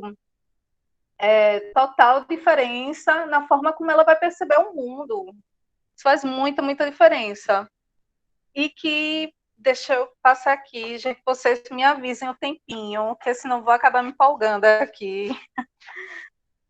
Trago também, e nisso eu venho aqui caminhando com vocês, dos anos, passando os anos 80, como eu comentei, né, na UDET. Vem também os anos 90, né? Aqui vem, eu trago para vocês a Heloísa, né? A Heloísa Pires Lima, com Histórias da Preta, que são várias histórias que essa preta, ela se questiona também. Ela se questiona para a amiga dela na infância. Deixa eu trazer aqui para vocês. Ela sempre traz esse questionamento para a amiga, perguntando de onde eu vim, né? De que se eu vim de uma África, essa África é totalmente negra ou ela é multicolorida? E vem outras questões, assim, que ela aborda da questão dela como uma garota do corpo, do processo da escravização também foi muito importante, né? Ela discutir isso. Fala também da questão da religiosidade, da história do candomblé, das histórias, né? Deixa eu mostrar aqui para vocês. E do quanto essas questões elas devem ser discutidas sim com as crianças, devem ser lidas com elas, devem ser valorizadas, né? Porque as crianças são inteligentes, né? Não vamos subestimá-las. E é interessante porque é uma questão quando a gente fala, vocês não, eu não sei se vocês percebem, né, de conversar com criança e daquela coisa pequenininha, menorzinha, historinha, não, vamos conversar, temos uma história, e elas compreendem, elas sabem do que a gente está falando, né, elas sentem a verdade naquilo, né, é importante também desse processo de mediação, né, dessas histórias, dessas leituras, você acreditar que isso é verdade, isso daí, acreditar não, isso é verdade para você, né? Eu acredito que a partir do seu momento, do momento leitor, né, sua relação com o livro, você está acreditando naquilo, aquilo é verdade, né? E que isso ela sente, naturalmente ela sente, sabe quando a pessoa realmente teve a entrega, né? Uma entrega total naquela leitura e que esse contar, essa troca também está sendo bem verdadeira. Isso daí é inevitável. Outra questão que faz parte, né, da infância, né, do universo infantil, a questão das princesas negras, né? E esse livro aqui, da editora Malê, gente, ela é sensacional, porque ela traz 3 mulheres negras na produção dessa obra, que é a Ariane, que é a Edileuza, e também a Juba Rodrigues, que é a ilustradora. Então, gente, é um livro, assim, que tem uma riqueza, que carrega. Quando eu estava falando com vocês, né, as palavras, né, a palavra sentidos. Gente, é uma coisa que eu amo, é livro infantil de qualidade. Não tem como a gente deixar de avaliar uma obra, deixar de vê-la no seu sentido dessa qualidade, no fazer, tanto na parte gráfica dela, de como é que ela foi pensada, né? Que isso é todo um processo editorial, né? A conversa muito importante do autor com o ilustrador, a ilustradora, né? Nesse processo de criação, de pensar essa obra, que isso daqui um processo de sensibilização muito forte, né? De que isso vai captar a gente de uma certa forma, né? De que esse livro Princesa, gente, é um livro que a gente traz as nossas princesas, né? As nossas princesas, que somos nós, né? Com nossa melanina, nossa cabeça real, como coloca aqui. E são essas princesas que encantam, de fato, né? Essas princesas que estão por aí, não é? São aquelas princesas imaginadas que já ultrapassam um outro contexto, que é muito mercadológico ainda, por mais que tentem trazer aquelas princesas da Disney para a gente, para mim não rola, né? A gente tem nossas princesas, a gente tem nossas ancestralidades, a gente tem nossas orixás, né? E que isso, gente, e que isso recai justamente na questão da representatividade, né?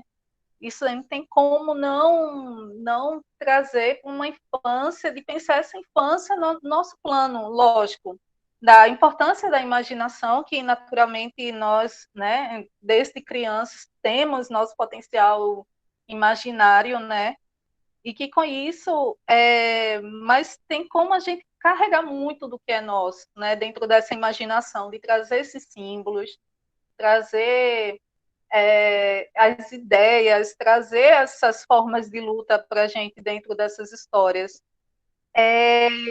E também aqui, gente, eu vou mostrando para vocês uma outra escritora, que é a Nilma Lino Gomes, que assim, é uma escritora, para mim, assim, muito forte, de referência, principalmente porque a Nilma Lino Gomes, ela estuda muito a questão do cabelo, né, do cabelo do corpo, né, em si, do cabelo do corpo negros, né, e que eu tenho até aqui, deixa eu mostrar para vocês. Oi. Olha aqui o livro dela, que é Sem Perder a Raiz, né, o corpo e o cabelo como símbolos da identidade negra, né, e esse livro, eu acredito, da Nilma, é muito especial, por ela trazer a história da primeira cabeleireira lá em Belo Horizonte, né? Que ela foi a primeira cabeleireira no local que se especializou em penteados afros, né?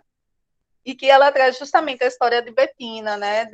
Toda essa conversa, ela traz como é muito forte, né? Como eu estava falando, a questão das cantigas, do brincar. Isso faz parte, né? Da nossa infância, né? Por isso que Naudete, desde o início, né, com aquelas cantigas, para a gente refletir mesmo, né, de que a gente está realmente cantando com as crianças, não é?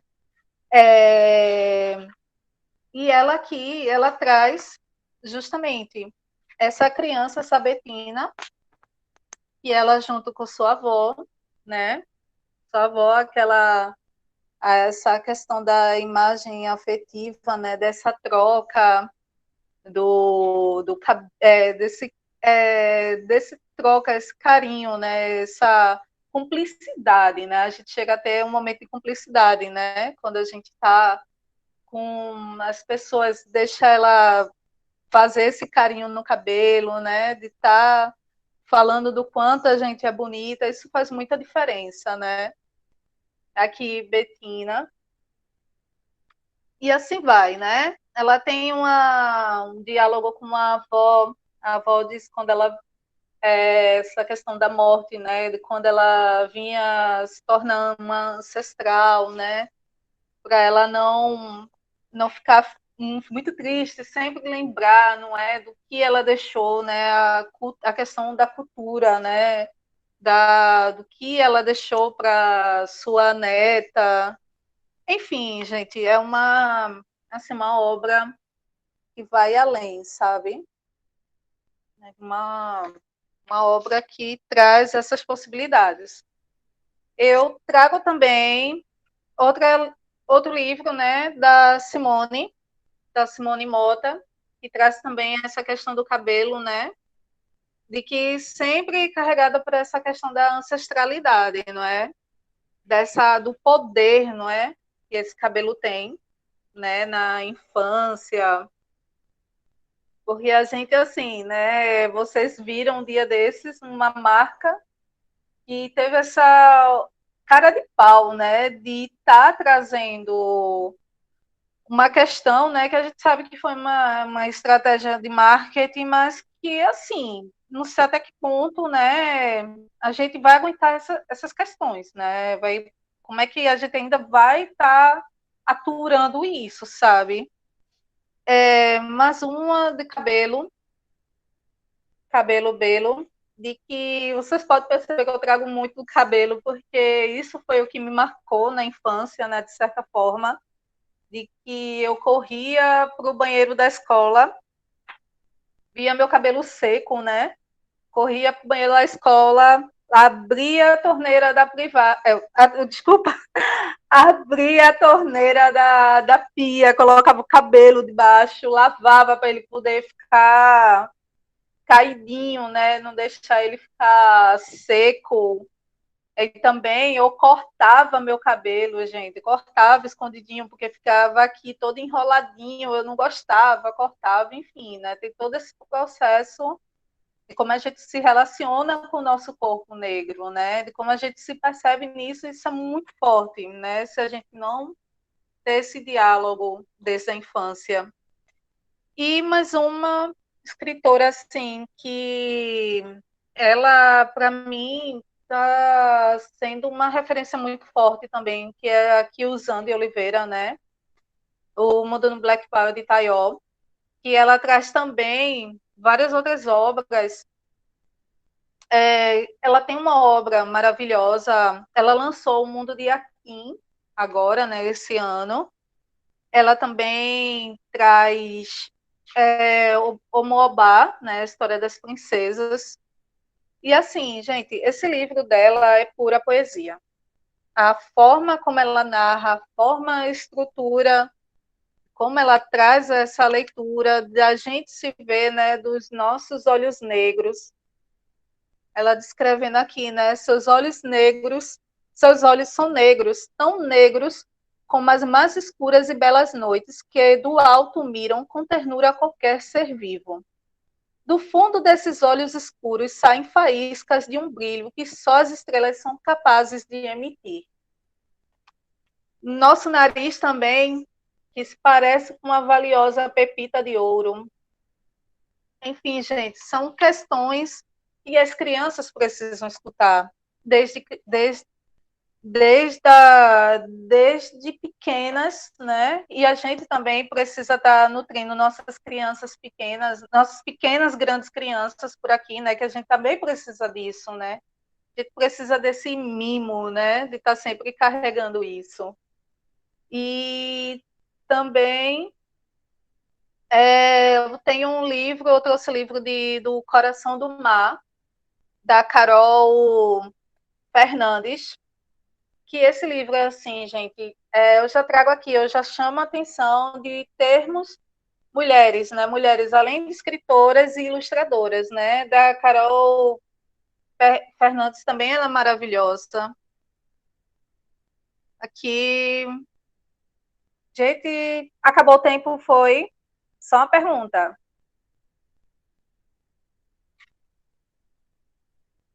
Você ainda tem 5 minutos, professora. Tá certo, eu tô terminando aqui.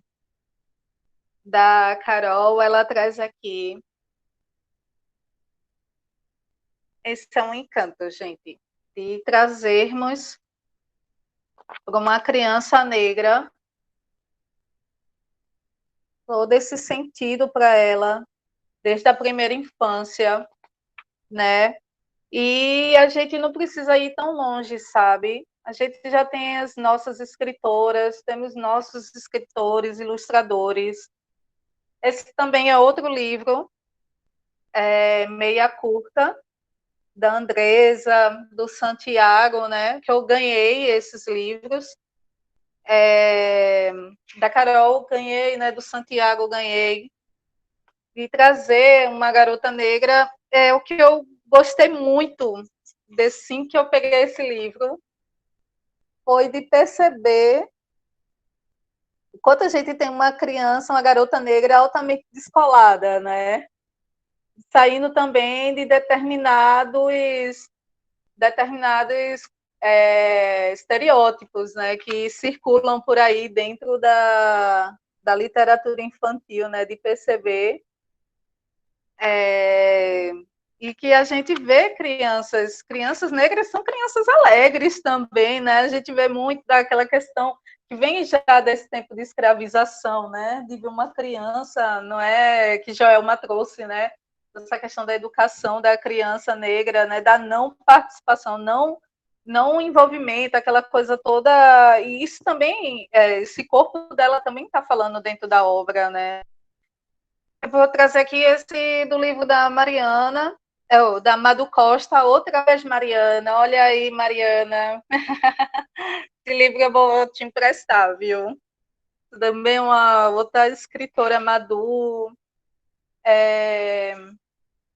Esses dois daqui são especiais, porque esse daqui a Mariana me enviou, né? A professora Mariana, A Lua Cheia de Vento, de Mel Adum. Ela falou aqui, né?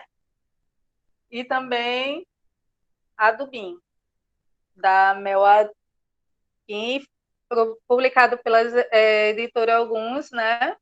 Alguns Toques Negros, muito importante. Mari, eu vou ler ainda, viu? Mas já está aqui. E também, por fim, gente, voltando aqui para Pernambuco, que eu viajei aqui, né? Bahia, Rio, São Paulo. Voltando para Pernambuco, aqui eu trago os contos de Griot, Espelho da Verdade, né? Da Ana Cristina e do Jean Lins, né? São quadrinistas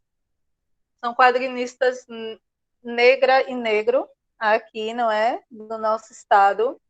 Eles me presentearam também com esse livro.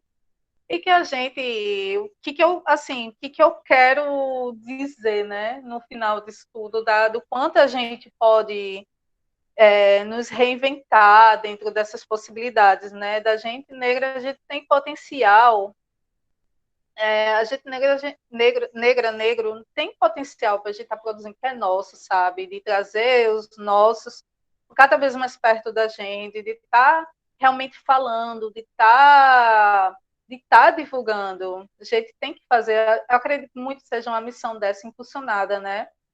Pela questão dessas tecnologias, né? Tecnologia da comunicação hoje é nesse sentido, da gente estar impulsionando e estar sempre incentivando.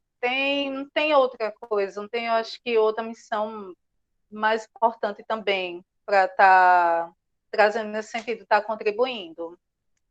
É isso, gente. Muito obrigada, viu? Trago aqui para vocês agora. Muito obrigada, professora. E agora nós vamos abrir as perguntas.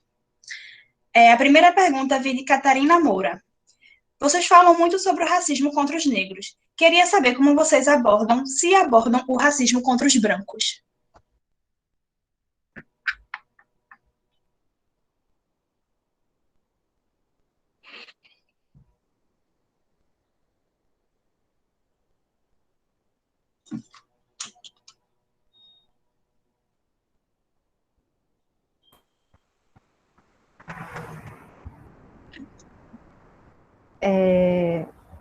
Se eu puder falar, se me permitirem, né? Veja, essa questão do racismo está muito relacionada a acesso das pessoas a certas coisas. Por exemplo, o racismo ele é estrutural, ele estrutura o capitalismo, né? Porque o capitalismo é fundado na mão de obra, e a mão de obra é majoritariamente negra, porque aos negros, desde a escravidão, foi negado o acesso a bens, né? E foi negado basicamente pela raça, não tem outro critério. As pessoas negras foram desde sempre expoliadas de qualquer bem que fosse de acesso à saúde, à educação, como é até hoje. Então, se uma pessoa branca tem um acesso negado a alguma coisa, eu nunca ouvi falar.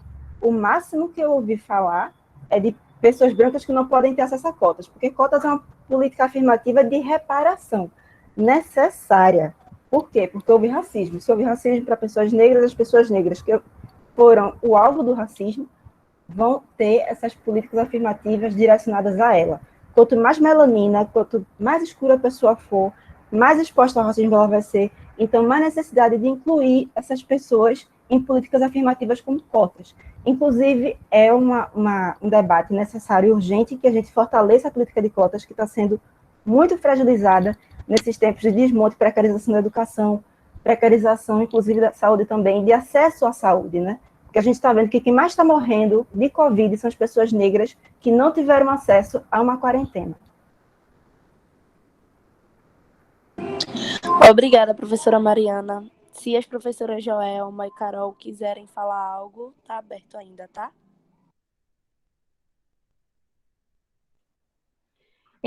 Só para fazer uma consideração rápida em relação a essas questões de racismo reverso, esses mitos, essas falácias, né, construídas, vale estudar um pouco, recomendo aqui os textos de intelectuais negros que escrevem especificamente para pessoas brancas compreenderem um pouco do contexto histórico, que traz essa concepção de racismo estrutural, e, no caso, o Pequeno Dicionário Antirracista,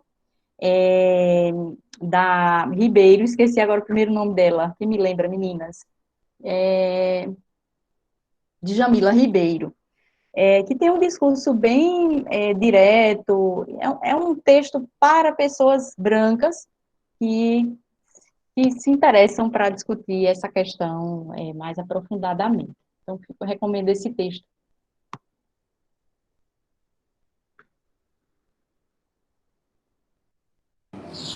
Ok, posso ir para a próxima pergunta, né?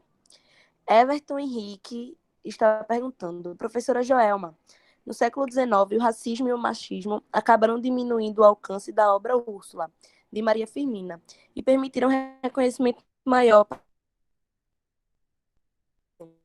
mesmo que ela tenha denunciado as mazelas de uma sociedade escravocrata antes dele. Depois de tantas décadas, por que as obras dela continuam não sendo muito debatidas, principalmente nas universidades? Travou um pouco para mim, acho que é a minha internet, mas eu tinha lido antes aqui no chat, vocês estão me ouvindo? Acho que eu ainda estou online, né? Essa é a prova que a gente tem, essa permanência, né, de ausência ou de dificuldade de penetração desses espaços que ainda são espaços elitizados, entre aspas, racistas, de hegemonia branca, né, que ainda tem, vamos dizer assim, uma organização do pensamento muito canonizado, e que precisa, né, que nós, como pesquisadoras e pesquisadores, venhamos com propostas para esses editais, seleções de mestrado, doutorado, trabalhos de conclusão de curso. Então, fica aqui também o desafio para nós, né, de lutarmos contra essas estruturas opressoras que insistem em permanecer, né, machismo, racismo. O grande motivo é esse, né, que essas formas de opressão que são expressões do capitalismo, continuam, né, continuam aí. Vamos trabalhar. Obrigada, professora. A próxima pergunta é de Vinícius. Pergunta para minha grã-mestra Joelma. Em entrevista ao programa Roda Viva, uma figura pública afirmou que os negros se voluntariavam para a escravidão. Que obra indica para uma pessoa dessas? Nossa Senhora, eu não tive o desprivilégio de ver essa figura, não sei quem é, mas eu acredito que para começar, o mesmo dicionário que é bem simples, né, talvez essa pessoa consiga compreender, né, tenha um nível de compreensão que esse manual acesse. As sessões são bem curtinhas e tudo mais, mas hoje em dia a gente tem uma série de estudos, né, que podem nos ajudar a uma compreensão melhor da história, né, da presença dos povos negros no Brasil, o mercado, né, vamos dizer assim, a estrutura colonial de escravização, né, um meio econômico que foi muito prolífico, né, durante séculos de exploração. Eu posso indicar também um livro que está aqui pertinho de mim, que é esse aqui do Clóvis Moura, que é Sociologia do Negro Brasileiro. E é um livro que faz esse recorte, né, dessa inserção do negro na sociedade. É um livro de sociologia, mas que, para a gente da literatura também, ilumina vários pontos, né, de compreensão desses contextos sociais que atravessam os textos literários de um modo geral, né. E Clóvis Moura é uma boa pedida.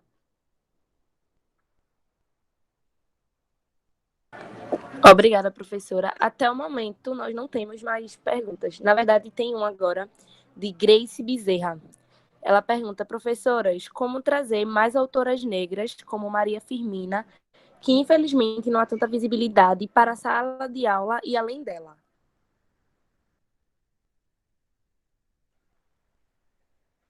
Quem quer responder essa pergunta, para não ficar só eu? Quer falar, Carol, você que trabalha aí fora da sala de aula?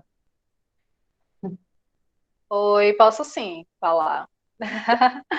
Então, como trazer essas autoras? Gente, a forma mais direta é lendo, né? Tem como a gente ler, é como essa troca, né? A gente sabe que existe também todo esse processo de formação, né? De como a gente vai tá formando, né? Formando, eu digo que, na verdade, a gente vai transformando, né? A gente já tem uma concepção e isso vai se desenvolvendo, né? Essas trocas, tem vários estímulos, de vários espaços culturais, né? Que a gente apenas não lê no livro, né? A gente lê em tudo, em todos os lugares a gente está lendo alguma coisa, né? A gente está observando os espaços, como esses espaços estão sendo ocupados, estão sendo desenvolvidos e principalmente dentro desses espaços, né, que a gente está tocando nessa questão, né, da sala de aula, biblioteca, de que é uma questão assim básica. Vá na biblioteca da sua escola, da faculdade e pergunte quantos autoras negras existem dentro dela. Ver se tem lá realmente, né, essa quantidade expressiva que se a gente realmente pode encontrar dentro, e que ainda sendo mais específico, pergunte quantas autoras negras existem dentro desses espaços, né? e que é a partir daí que você vai perceber para tentar fazer uma mudança dessa realidade, não é? Que a gente sabe que é uma realidade que não dá esse respeito, né? Essa valorização para essas escritoras negras, não é? E quando eu falo de escritoras negras, não precisam ser apenas de grandes editoras, né? Traga também as escritoras independentes, né? Por exemplo, a Inaudete é uma escritora independente de uma certa forma, né? Ela que tira o custeio do bolso dela para publicar, para ir correr atrás de patrocínios, de certa forma, para poder ter uma obra dela, mas que até agora, assim, né? Quando a gente trata desse mercado, dessas circunstâncias, a gente vê o quanto o cerco ainda é muito fechado para essas escritoras. E logo isso recai numa escola, por exemplo, né, na escolha de editoras, né, para que assim, isso vem antes por exemplo, das premiações, né, do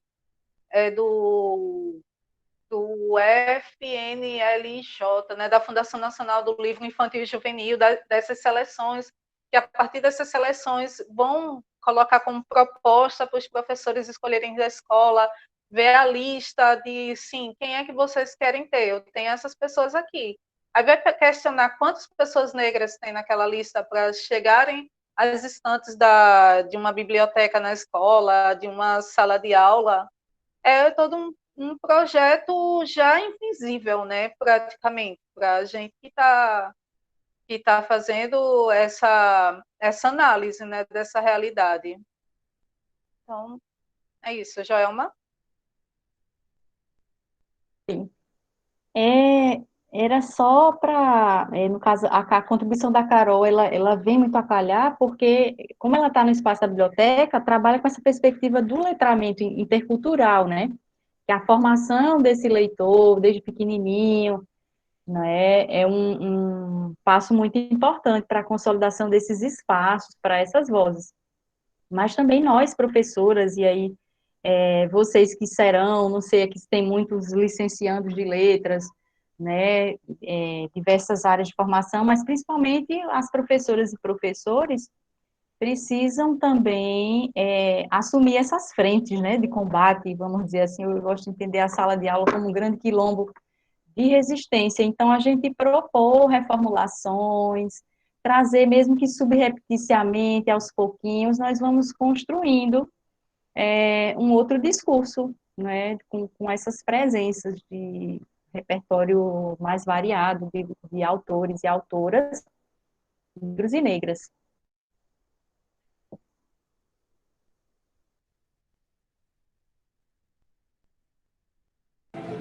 A professora Mariana vai responder algo? Sim, se eu puder contribuir também no sentido da gente forçar uma reforma curricular entre as leis 10.639 e 11.645 de 2008, né, mais recente, que inclui também a questão indígena, sejam efetivadas pelas escolas, pelas instituições universitárias, institutos federais, como o MPF agora indicou, né, para a FPE e para o IFPE, da obrigatoriedade do ensino de relações raciais, étnico-raciais, né? Então, quando a gente faz essa reforma curricular, em que essas autorias negras, de homens e mulheres, pessoas não binárias, enfim, quando a gente faz essa reivindicação de uma reforma curricular e a gente obriga que isso esteja no currículo, esteja nas ementas, nas disciplinas, na bibliografia dos cursos, isso vai ser efetivado.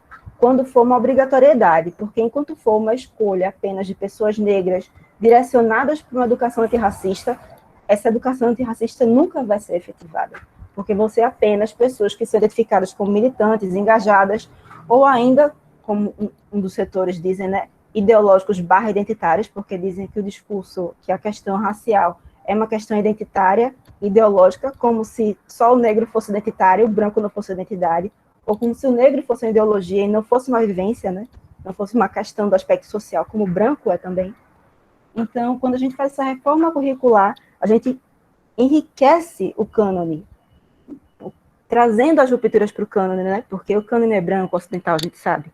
Então, quando a gente traz essas leituras negras, africanas, latino-americanas, né? ladino-americanas, como o Zé Gonzalez reivindica, a gente enriquece o cânone, enriquece os estudantes, enriquece a educação. Obrigada, professoras. Eu tenho uma pergunta para a professora Carol. Professora, qual o papel de pais de crianças brancas tem nessa desconstrução do racismo estrutural na sociedade e como eles podem interferir de maneira positiva quando eles incentivam seus filhos a lerem autores negros, até em livros, né, que falam sobre a vivência negra? Uhum. Eu ressalto aqui, assim, de bastante importância, sabe, dessa luta antirracista, é a luta de todos. Não tem, como a Mariana estava falando, assim, essa questão da identidade em si, né? Não são apenas nós negros que estamos nessa... Nós estamos nessa linha, na linha de frente, né, dessa batalha. Porém, assim, todo mundo tem que estar junto, né? E é muito importante trazer isso. Eu tenho experiências, né, de trocas, por exemplo, na escola, da biblioteca da escola, de mãe e pai que se interessam de buscar, de trazer outras leituras, né, de ultrapassar, de quebrar, de estourar essa bolinha, não é? Quando eu trago a questão da formação da leitura da criança, de sair dessa linha já da linha do comercial, né? O que tanto é exposto para a gente, né? O que é visível apenas, né? Nos vidros de grandes livrarias, né? De que a partir dali não é apenas aquele universo, né? Ultrapassa isso. E o quanto a gente também, eu acredito muito na gente de ter essa sensibilidade, de ter esse acolhimento com as pessoas, né, no geral, de escutá-las, de que vai ter algum momento, algum ruído acontece, inevitável, né? De dizer, mas só tem esses tipos de leituras, mas não é só esse tipo de leitura, né, de você reduzir de, por exemplo, um conto africano só aquilo, mas são vários contos, é todo um universo que a gente às vezes não consegue mensurar, não é, diante do que isso representa, né, e é muito importante a gente ter essa contribuição, de ter esse prazer, né, de ler, assim, quando a gente, né, eu digo bibliotecários, professores, enfim, outras pessoas que vivenciam a educação, né, e a cultura no país, é importante a gente ler, buscar ampliar esse repertório da gente, discutir principalmente, questionar, e também, a gente também tem que questionar com essas outras pessoas, sabe? Essas outras pessoas que estão agora tendo esse momento de despertar, não é? De certa forma, a gente teve nosso momento de despertar, por exemplo, de a gente não se reconhecer enquanto negro também. A gente passou por esse processo, e essas pessoas também vão vir a despertar de perceber, opa, eu não sou superior, eu não sou, né? A gente sabe, né? Esses sentimentos, né, que acontecem.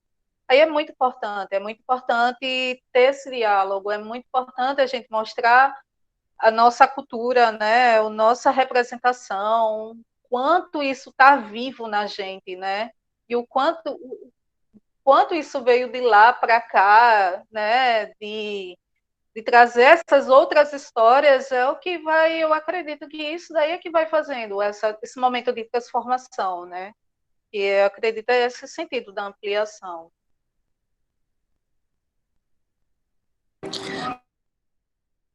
Obrigada, professora. A professora Joelma e Mariana quer fazer alguma consideração?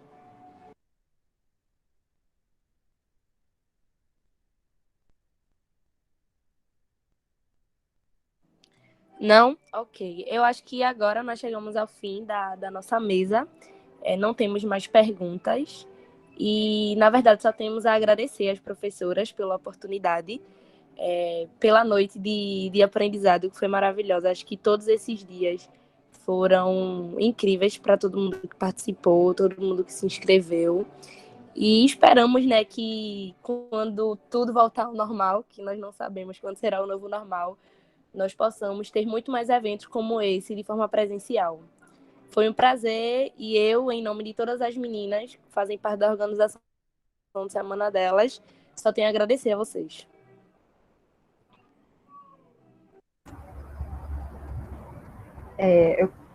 Eu gostaria de agradecer muito novamente a oportunidade do DA, a parceria de sempre.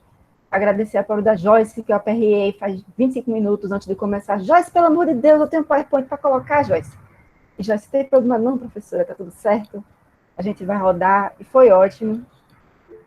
Então, eu queria agradecer muito, muito, muito, muito. Reforçar meu pedido para entrar no fã-clube de Joelma. Joelma, eu quero esse fã-clube, Joelma. Também quero esse fã-clube de Ana Carolina. Todo mundo seguindo ela no Instagram. Vamos formar professoras negras, professores negros, uma educação antirracista. E um beijo para todo mundo. Um beijo bem grande, Mari, para todo mundo e para você especial. Não tem fã-clube. Eu não estou nas redes sociais, não tenho como pedir para vocês me seguirem, não tenho fã-clube.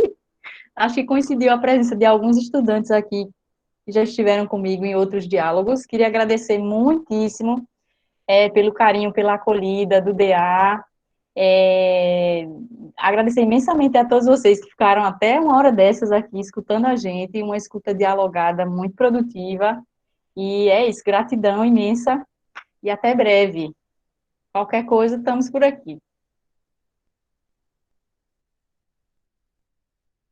Gente, eu também quero, assim, agradecer, né? De certa forma, estar aqui com essas deusas, dessas deusas negras maravilhosas, assim, que me ensinam diariamente, não é? E vocês também, obrigada pela escuta, né? Que a gente também, estou aí, tirar qualquer dúvida, estou disponível. E é isso, gente. Muito obrigada por me deixarem entrar na casa de vocês, tá? Abraço. Nós que agradecemos mais uma vez. Eu também gostaria de agradecer às professoras, foi bastante importante essa mesa fechar o Semana delas. E é isso, gostaria de agradecer a todos, obrigado por ficarem até agora, obrigado por ficarem a gente até o último dia do evento. Fiquem ligados no departamento se houver eventos posteriores. E é isso, obrigada, gente.